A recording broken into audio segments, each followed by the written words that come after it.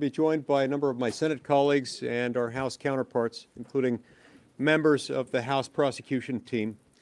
We've just witnessed something that has occurred only now 22 times in American history. On 21 prior occasions, the House of Representatives has passed articles of impeachment. In 17 out of those 21 cases, the result has been the culmination of a trial in the Senate, resulting in a finding of guilty or not guilty, of conviction or of acquittal. It's not only expected but required under the Constitution that we should do this. Under Article 1, Section 3, Clause 6 of the Constitution, the Senate shall have power to try all impeachments. That means all impeachments. The only 4 exceptions out of those 21 that I referenced are instances in which the case became moot or we lacked jurisdiction in the first instance. We don't lack jurisdiction in this instance. In fact, we have it. Secretary Mayorkas is still in office. Unlike those 4, he was neither a member of the U.S. Senate and therefore not subject technically to the impeachment authority, but rather to expulsion, nor is he deceased, nor is he left office. So we retain subject matter jurisdiction over this. In that circumstance, we're expected and in fact required to conduct a trial. And what that means is we are sworn in. We're going to be sworn in tomorrow as senators, as performing the equivalent of the judge-jury function, where we're both finders of fact and also imbued with the authority to decide questions of law relative to the impeachment trial. And what all that presupposes is that we will reach a finding of guilt or innocence, guilty, not guilty. We shouldn't be sidestepping this. Now, previously, Chuck Schumer and the Democrats had talked a lot about wanting to just table this. Never in the history of the United States Senate have we addressed articles of impeachment with a motion to table. They're now talking about doing a motion to dismiss. That begs the question, on what basis are they going to move to dismiss? They haven't articulated their position. I suppose we'll hear about that more tomorrow. In any court of law that I know anything about, in order to simply dismiss an accusation, civil or criminal, you're going to have to make the case that the law doesn't allow what you to do what you're doing. It doesn't state a claim upon which relief can be granted, or here, a claim upon which a person can be impeached. I have yet to hear them make an argument to that effect. In the context of Rule 12b-6, motion to dismiss in civil litigation, you resolve all factual inferences and assume all facts alleged in favor of the plaintiff, the non-moving party. And if all those facts are true, then and only then do you get to assess that the complaint fails to state a claim upon which relief can be granted. I have yet to hear any articulation of their theory of why they're entitled to a motion to dismiss. And in fact, as we've just read, we've heard read and read along with the chairman of the House Impeachment Committee, Representative Mark Green from the state of Tennessee. If you take all those facts to be true, as I believe we must in this circumstance until we've had a chance to be finders of fact ourselves, there can be no doubt but that a case for impeachment can be made and has been made here, and that we must convene a trial to find these facts and reach an ultimate verdict as to guilt or innocence. We'll turn now to my friend and colleague from Texas, Senator Cruz. We've just witnessed history being made. Only 22 times in our nation's history has the House of Representatives presented and delivered articles of impeachment to the Senate. Only twice in our nation's history has a cabinet member been impeached by the House. The stakes of this impeachment are not some technical violation of law, but rather an enormous and growing threat to the lives and safety of millions of Americans. Every year, under Joe Biden and Alejandro Mayorkas, we have seen millions of illegal aliens crossing into this country. Alejandro Mayorkas actively aided and abetting the criminal invasion of this country by criminal drug cartels and illegal aliens, and the consequences have been day after day after day migrants dying. 853 in the last year. The consequences have been day after day after day, little boys and little girls being brutalized by human traffickers. The consequences have been day after day after day, hundreds and even thousands of women being sexually assaulted by human traffickers. The consequences, which the House managers read out loud in the articles of impeachment, have been enriching the Mexican drug cartels to a level never before seen in history. In 2018, the drug cartels made roughly $500 million from human trafficking. In 2022, they made $13 billion. The single greatest friend the human traffickers have ever had has been Joe Biden and Alejandro Mayorkas. Because under their open border policies, the drug cartels have seen their revenues rise 2,600%.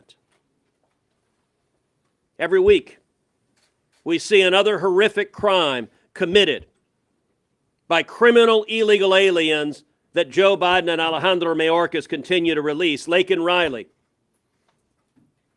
beautiful 22-year-old woman in Georgia, a nursing student, just out for a jog. Like so many other women are out for a jog today, believing they live in a country where their safety will be protected, and it should have been. But Joe Biden and Alejandro Mayorkas deliberately defied the law. They apprehended her killer when he came illegally into this country. He was in El Paso.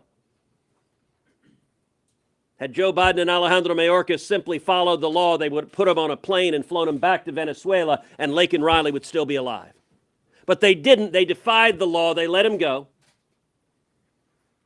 And he went to New York City, another sanctuary city, where he was apprehended again, this time for endangering the safety of a child. If New York City had simply followed the law, if they'd put him in jail, Laken Riley would still be alive. But again, New York City let him go, and this murderer came down to Georgia and beat Laken Riley to death with a brick.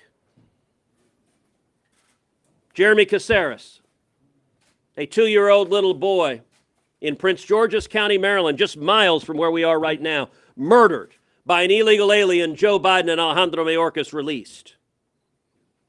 And just a couple of weeks ago, we saw another tragic case. We've discovered that Alejandro Mayorkas and Joe Biden aren't simply allowing millions of illegal aliens in at our southern border, they're actually flying them in from their home countries.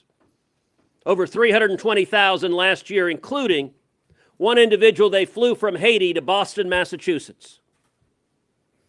When he got here in Boston, Massachusetts, what did he do? Well, he was just arrested for violently raping a 15-year-old girl who is severely disabled. The consequences of this open border invasion are enormous, and interestingly enough, what you just saw is apparently terrifying. The men and women, the House managers who are here, and thank you for your service coming here, scare the living daylights out of Chuck Schumer and the Democrats. Tomorrow we're going to see Chuck Schumer throw out 200 years of history, ignore the Constitution. Why?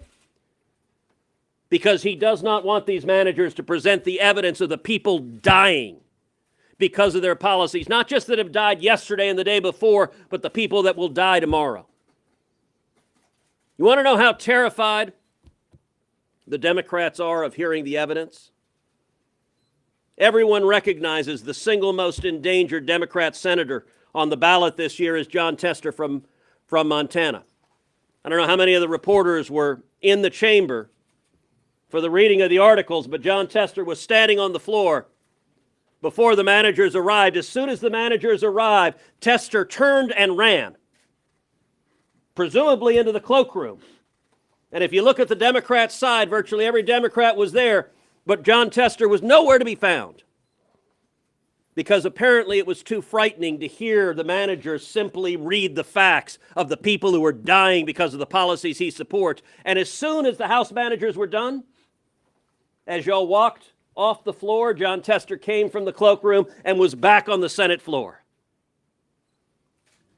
When sitting Democrat senators have to go into witness protection, it tells you they cannot defend their inhumane policies. The Senate has a clear obligation under the Constitution and 200 years of precedent. We need to hold a trial. We need to allow the managers to present the evidence. And then every one of us who is following the law should convict and remove Alejandro Mayorkas for aiding and abetting a criminal invasion of the United States of America. John Kennedy.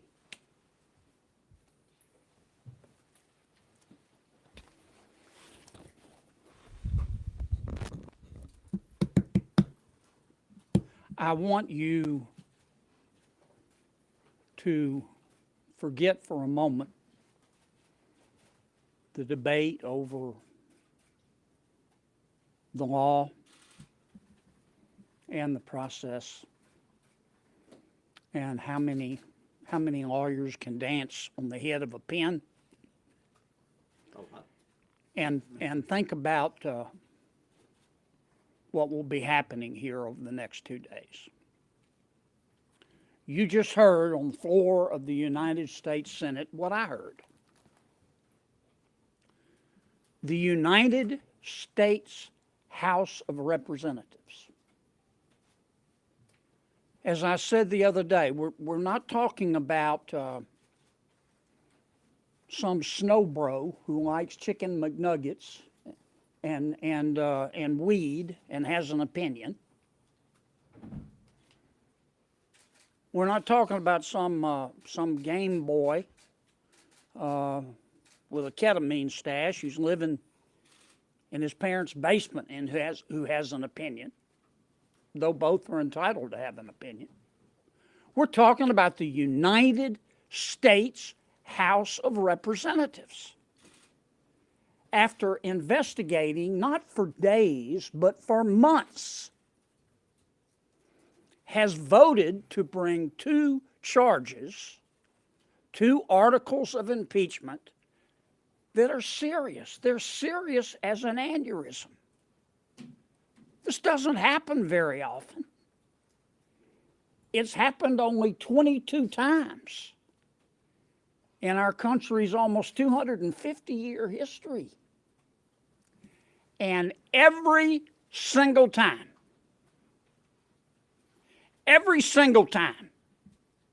except when the impeached public official has quit, the United States Senate did its job. We held a trial. We allowed both sides to present their evidence, including the United States House of Representatives. But not this time. You're going to see tomorrow Senator Schumer move to table these impeachment articles and accusations. And he's going to tell you that there's no evidence. And here's what I want you to ask him. How do you know? How do you know? Because you haven't heard the evidence. In every other case of impeachment, except when the public official quit, the United States Senate heard the evidence. We let both sides present their case, and then we decided. But not this time. And you know what? It has nothing to do with the evidence. And it has nothing to do with what's right. This is raw gut politics. And you know it, and I know it, and the American people know it. The American people may be poorer under President Biden, but they are not stupid. They know a whitewash when they see it. And what Senator Schumer is going to do tomorrow, it is fatuous, it is fraudulent, and it is an insult to the Senate, and it is a disservice to every American citizen who believes in the rule of law.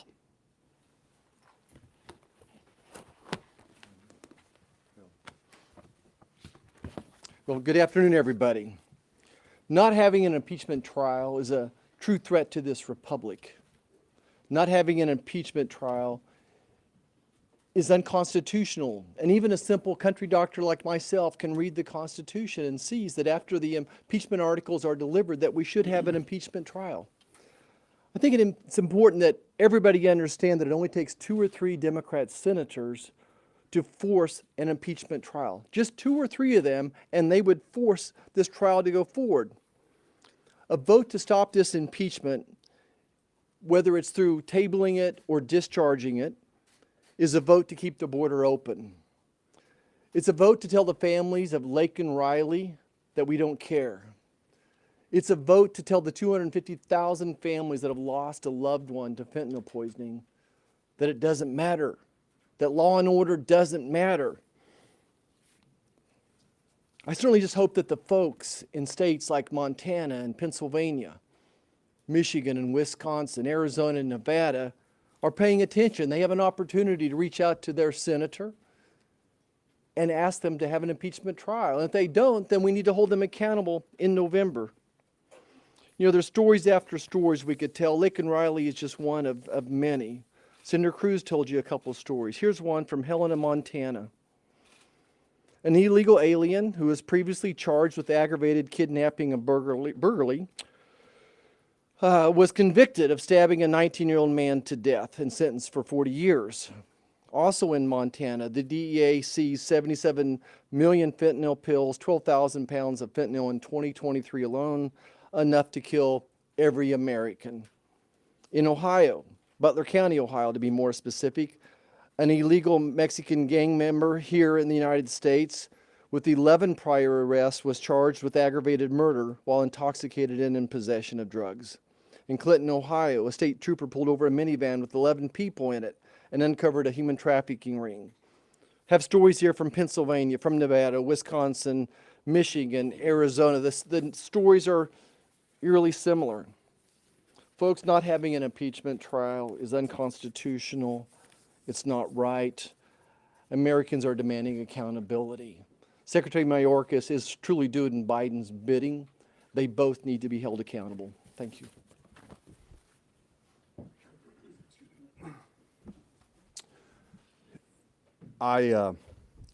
Sitting in that chamber as the articles were read by the House managers, you couldn't help but be struck by the gravity of the moment.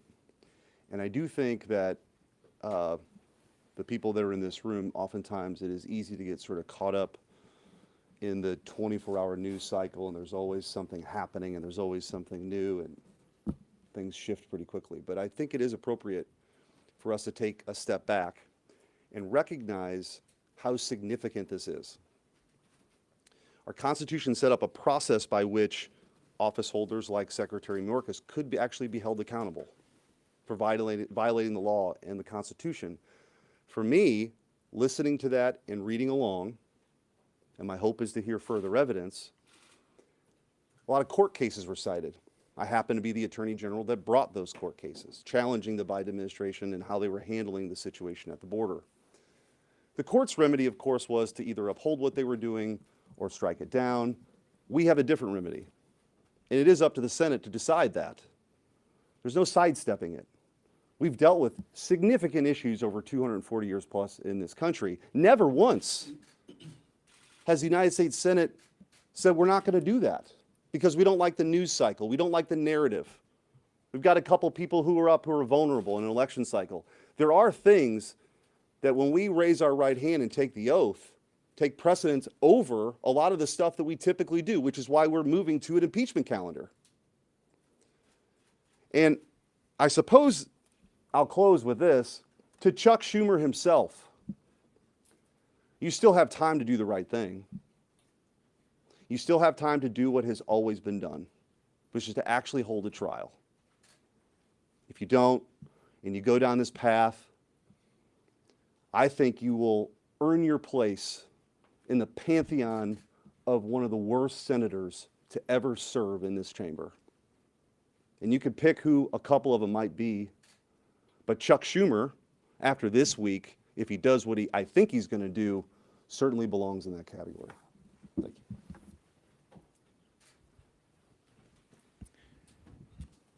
Stop and think about your family for a second. Just put a picture in your face, in your mind. Think your mom, or your dad, or a brother or sister, or a child, or a grandchild. People just like your family have been raped, they've been sold into human trafficking, they've been murdered. It's happened. It's happened all over the country. There's cases in Florida, there's cases all over the country. I don't know why Biden and Mayorkas and the Democrats are doing what they're doing, but just if you just think about your family for a second, we cherish all those people.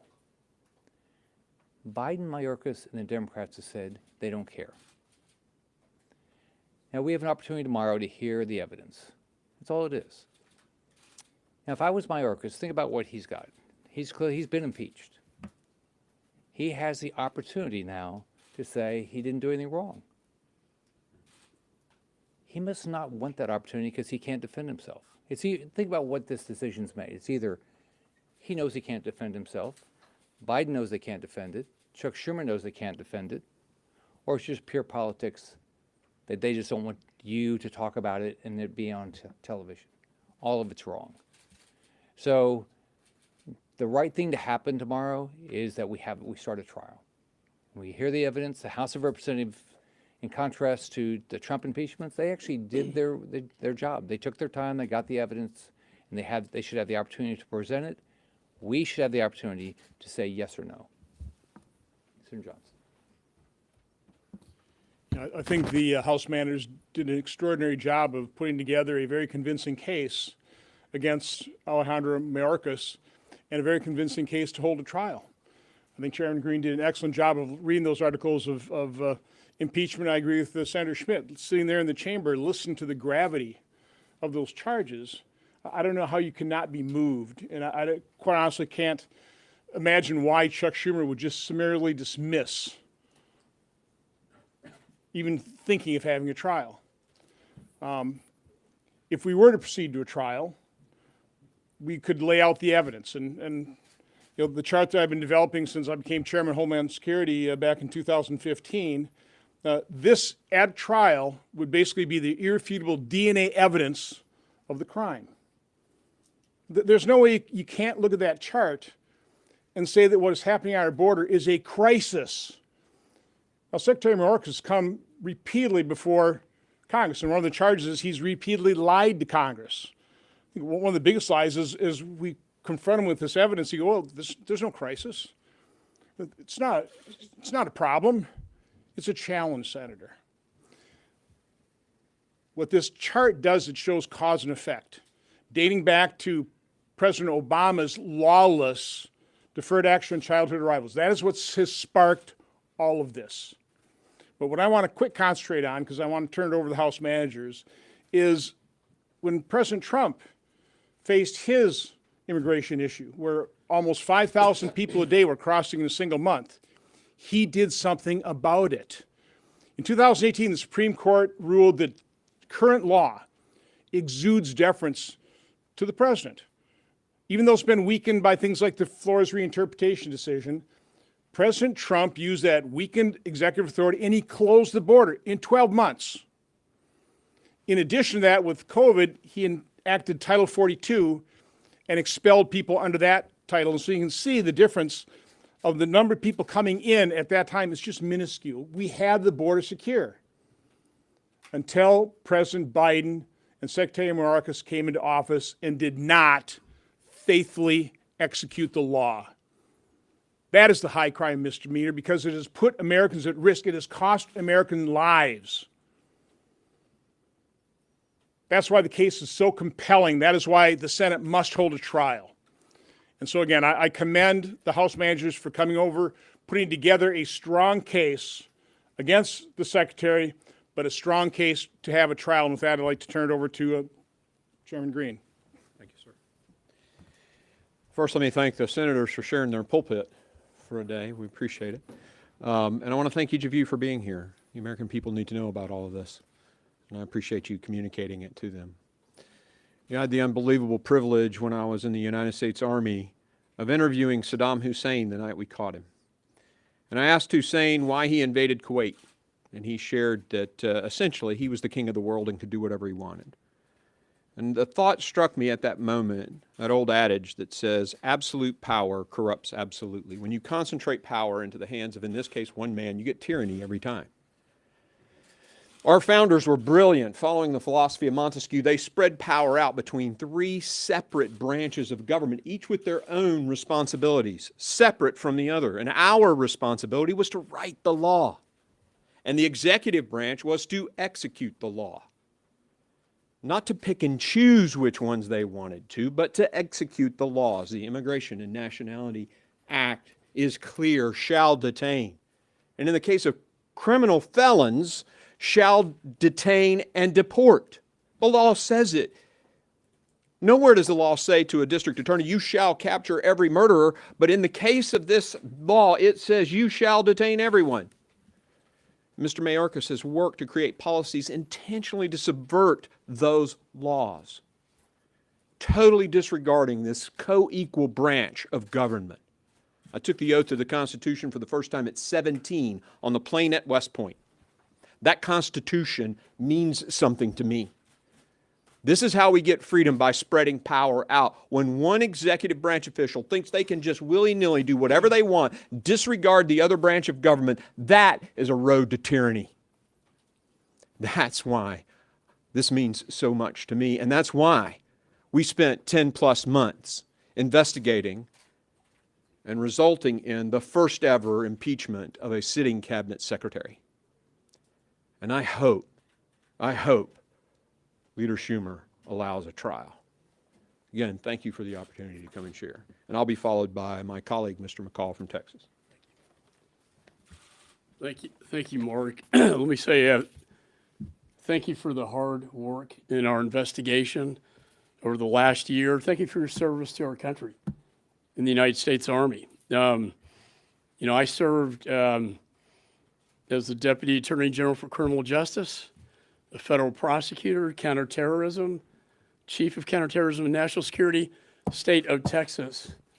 I've never seen this border more out of control. I was the chairman of the Homeland Security Committee. I've never seen it like this. Why? Because on day one, Secretary Mayorkas made the decision to reverse the very policies that were working, migrant protection protocol, and remain in Mexico. Don't take it from me, Border Patrol, the head of the Border Patrol, Mr. Ortiz, said it had a direct cause and effect as to what was happening prior and after. And the movie we've seen since then has become a nightmare. And those of us from Texas know that, and we see it. But it impacts every state in the country now. When you have millions of people coming in illegally, it's a human trafficking, drug trafficking enterprise that they have built now, a criminal enterprise in the United States of America, threatening Americans on the street. Let me tell you what I think the most egregious violation was this. As we studied this case, under 8 U.S.C. 1228 of the Immigration Nationality Act, it says the government shall take into custody any alien that has committed an aggravated felony. So what does that mean? Well, the definition of aggravated felony is murderers, rapists, pedophiles, and drug traffickers. And for the lawyers here, we know shall is mandatory. It's not may or do what you feel like. It is shall detain. What does Mayorkas do September 2021? In a memo, the guidance for law enforcement of immigration law to his Border Patrol agents, he says, don't pay attention to that law. Whether a non-citizen poses a threat to public safety is not to be determined according to bright lines or categories. He says our personnel should not rely on the fact of conviction or just a database search alone. He violated the law. He violated the intent of Congress. He violated the American people. He has caused injuries the founding fathers talked about to our society by fentanyls. My children have been to too many funerals. When we're going upwards of 300,000 people now dead in the United States, more than World War II and Vietnam combined, because of this one man. You know, people ask me, why are you guys doing this? You know, the Senate, they're gonna toss it out. Well, we have a name for the House of Representatives, and it's called the People's House, because we are the voice of the people. And when I go home and across this country, the voice of the people is very clear. Secure the border and impeach this man, this criminal. It's very, very clear. We did our job in the House. And I pray that Senator Schumer will do his job in the Senate as he is required to do under the Constitution. I want to close with this. Justice Story, very well-respected Supreme Court justice in 1833, when they're talking about impeachment, says, where a Lord Admiral has neglected to safeguard the seas, that shall be deemed an impeachable offense. Well, I would say Secretary Mayorkas has neglected to safeguard not only the seas, but the air, land, and the seas, to the great detriment of the United States of America. So with that, I'd like to turn it over to my colleague, Mr. Coyne. Thank you. Thank you, Mr. Chairman. I'm Ben Klein. I represent the 6th District of Virginia, the Shenandoah Valley, and a border district. Just like every other member of Congress, I want to thank the senators for hosting this today. I'm here along with not only the Chairman of Foreign Affairs and the Chairman of Homeland Security, but also my colleagues who are impeachment managers from the Judiciary Committee, myself, Ms. Lee from Florida, and Mr. Biggs from Arizona. We are attorneys. We have been prosecutors. We have been defense attorneys. We have been judges. Congresswoman Lee has been a judge. But we know the law. We know the Constitution. We are used to studying cases, determining the facts, and laying those facts out, not only to juries, but to the public. And in this case, it is clear, and we look forward to laying out that case to the Senate and to the members of the Senate individually, that Alejandro Mayorkas has violated the law, has violated the public trust, has violated his oath to the Constitution of the United States. So we look forward to laying out those facts. You know, I trust this institution. I have great respect for this institution. I have great respect for the individual senators. I have respect for the Constitution.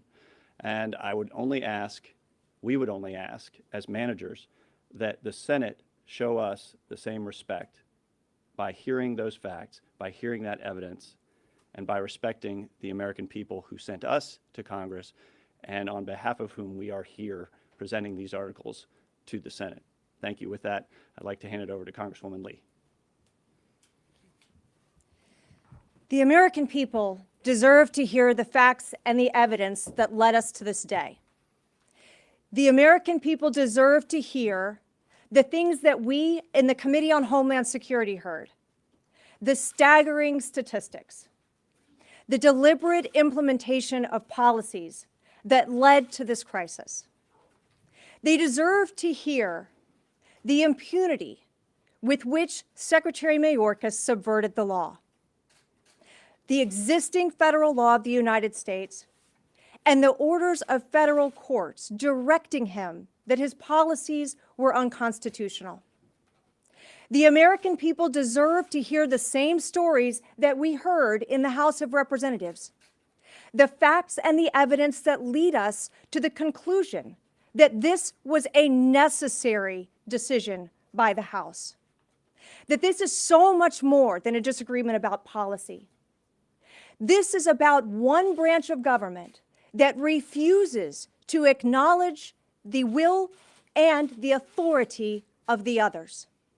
Both Congress, where Secretary Mayorkas came in and time after time after time misled the members of our committee about the true nature, the true significance, and what was going on at the southern border, his defiance of the courts, his refusal to accept that as an agency head, he did not have the authority to make the law. Most importantly, we must always bear in mind the consequence of these actions, that every day that these policies have been in place, that every day that Secretary Mayorkas has been in his job, Americans are less safe. The catastrophic consequences to our country by the failure to control our southern border, by the failure to understand who has come to our country, where they are, and what their intentions may be, is a fundamental breach of the public trust. The House of Representatives has done its job. It is time for our colleagues in the Senate to do theirs. With that, I recognize my friend and colleague, Mr. Biggs. Thank you, Representative Lee, and I thank all of my colleagues from the Senate and the House who are anxious to see a trial take place in the Senate as I am. I'll never forget sitting in Judiciary Committee when Secretary Mayorkas was testifying on one occasion. We said to him, is the border operationally secure pursuant to the Secure Fence Act of 2006? And at first he said yes. Of course, then we put the statute up. And he said, well, you know, nobody can really ever attain operational control of the border under this statute. He says, so we concocted our own rubric, and we feel like the border is secure. Now, mind you, at the time, we were setting record apprehensions month after month, record number of encounters, record number of known gotaways, and a similarly large number of unknown gotaways. Well, in the case of the U.S. v. Texas, the Solicitor General for the Biden administration admitted in that particular case that when an executive branch determines it's not going to enforce the laws, that the framers, quote, that the framers intended political checks in that circumstance.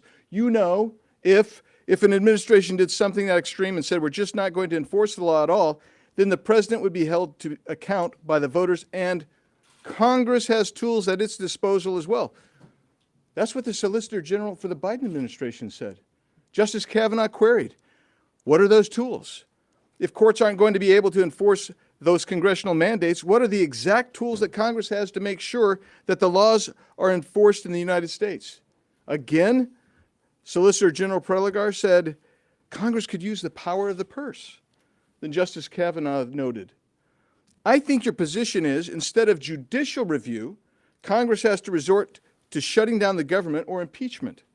If some administration comes in and says we're not going to enforce laws, or at least not going to enforce laws to the degree that Congress by law has said the laws should be enforced, I understand your position, Justice Kavanaugh told her, but it's forcing Congress to take dramatic steps, I think, close quote. What did the Solicitor General say? Well, she admitted, well, I think if those dramatic steps would be warranted, it would be in the face of a dramatic abdication of statutory responsibility of the executive, close quote. What more overt abdication of statutory responsibility have we seen from the Biden administration? There's been a lot.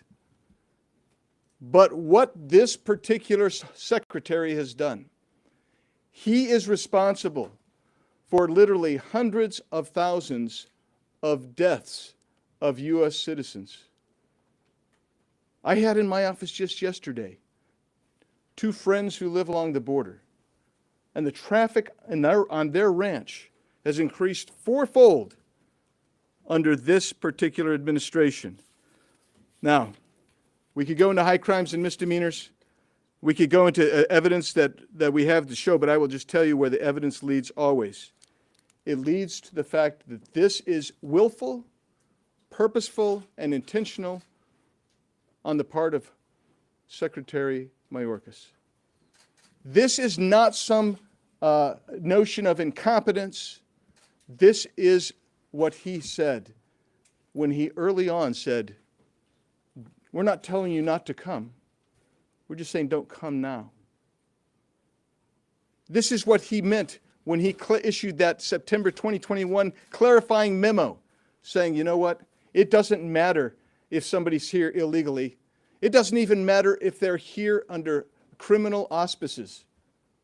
We're not necessarily going to do anything about them.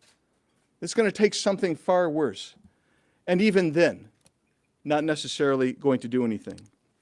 So, there is much to be said and much to be done. But I can tell you this. There are a multitude of statutes that require, no, not a suggestion, not a wish, but as Justice Alito described it, a congressional command that this secretary and his agents detain and in some cases remove. And this secretary has said, I'm not going to do it. And that leads me back to the original point. I'm not going to go through all the evidence here for every case, for every issue that we've got. But we're ready to go, Mr. Schumer. We're ready to go. But it leads us back to this point that even the Biden administration agrees with.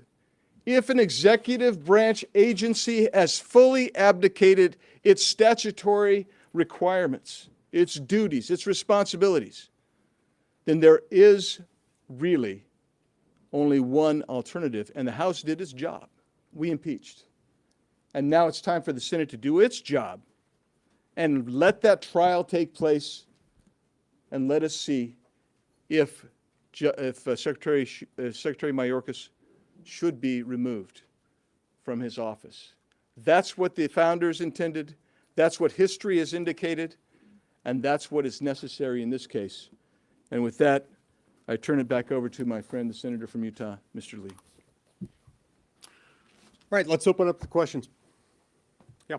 Senator Lee, what steps can you take to try and force a trial to take place? And are you already negotiating with Democrats for the process tomorrow to try and come up with an opportunity for you guys to present options in terms of forcing a trial? Yeah, look, we convene at 1 o'clock, whereupon we'll be sworn in to decide the case as deciders of fact and judges of the law in this case. After that, motions will be entertained, and in theory, you can have unlimited motions while you're discussing those. Historically, what's happened is that once we receive the impeachment articles, again, if the case hasn't been rendered moot by vacancy or death, then the Senate negotiates a standing order, an order to govern the intricacies of the trial. This is a little bit akin to what happens when you go to a pretrial conference with a judge. You set out the timing for pretrial briefing, and then the timing for the presentation of opening statements, cross-examination of witnesses, and so forth. So that's what we would do. And now, the Democrats, if they choose to take this unfortunate step tomorrow, moving either to table or alternatively to dismiss, they're going to have to make the case to that. But they can't just make it up. They can't just ignore the fact that we have the power to try all impeachments. Anybody want to add to that? Yes, sir. In terms of what's acceptable as a trial, that there's in the past been the Senate has had trial committees for judicial impeachments. Would that be something that's an acceptable alternative, or does this need to be the full trial on the floor? Yeah, look, I know a number of us would prefer to have a full trial on the floor, but both are acceptable. There have been times, and Senator Cruz and I have both drafted proposals to follow one of two different impeachment patterns. One, full trial on the floor, another referral by the Senate as a whole to a select committee. The select committee conducts a trial, and then after it completes its work, the matter devolves back to the whole Senate. So the select committee would be Either one would be acceptable. Senator? Yep. I know last week we were talking here, several of you, Senator Johnson, Senator Lee, talked about the fact that this is a place that functions by unanimous consent, and that if there were no trial, there would be repercussions for that.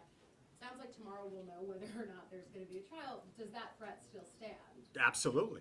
What I mean, does that look like then? well, what it looks like is that instead of the more or less full cooperation that normally pervades this place, as is necessary for it to operate, I mean, I don't know how many unanimous consent requests are made and granted in a particular day, but it's a lot, and some days it's more than others. But the place can't function without that. Last night, I forced an additional procedural vote that we wouldn't have otherwise had to take in light of what they were doing. And if they take a weaselly way out of this, if they betray our constitutional obligation to the Senate, I think we have an obligation on our side to make clear that that's not okay. And that doesn't involve simply looking past this as they run roughshod over the Constitution. But like, does that apply to everything that is attempted to be UC going forward, or is it sort of like a? Everything should be on the table. This is ridiculous. I mean, just think about, we got families all over this country that have been devastated over this. And so we should take this very seriously and hold the Senate accountable for not doing their job. This is so simplistic. You have a trial. And so I think all of us should stand up and say, if we're not going to get a trial, then everything's on the table. This is ridiculous. Yep.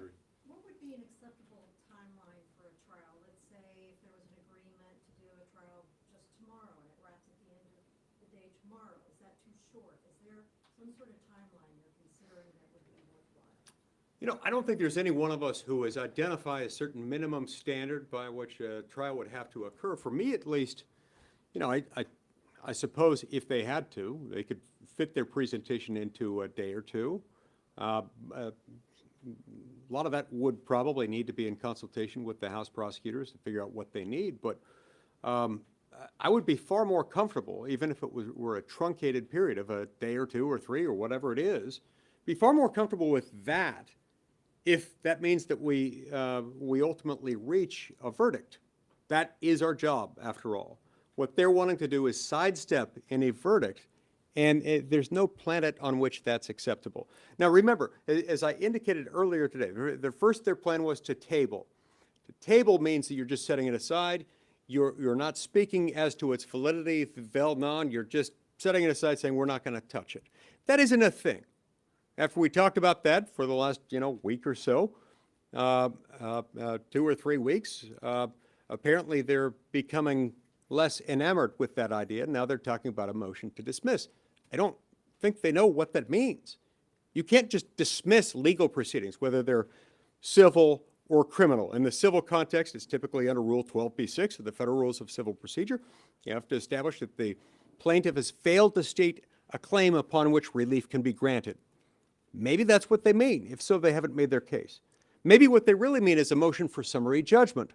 But a motion for summary judgment is taken after you review the discovery materials and you conclude that there are no material disputed facts. There are no genuine issues of material facts that need to be resolved by the finder of fact. That ultimately is the role of the trial.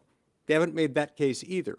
So regardless of how long it takes, we need to get to the point of guilt or innocence. And I would also say Chuck Schumer spends a lot of time on the Senate floor talking about extremists and threats to democracy. I think he's found the enemy, and the enemy is him. Like, literally, I don't think we should lose sight of how extreme this really is in our constitutional order. It's never been done. Never. 240 years, never been done. And so not only is he a terrible floor leader, I actually believe that if he moves forward with this, he will go down in history as one of the worst United States senators ever to serve. And by the way, he may regret this a lot sooner than he thinks.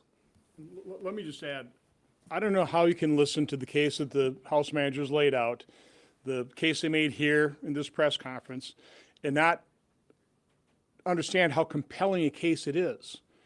When you combine the abdication of his responsibility to enforce the laws, to faithfully execute them, combined with all the migrant crimes, the horrific crimes. I mean, who let these people into this country by not faithfully executing the law? Isn't that aiding and abetting those horrific crimes? So again, the House managers deserve their day in court to present their case. And again, the articles are pretty short. I don't think it'd have to take that much time, but I think they can make a very compelling case in a pretty short period of time, but we ought to be able to hear that case, and that's all we're asking for. We've heard some discussion from some of your Republican colleagues about perhaps having a few hours set aside tomorrow to debate the merit of having a trial on the floor. Is that a debate you would want to see happen, just a debate about having a trial? Well, look, debate over something would be preferable to nothing. It still doesn't substitute for us doing our job.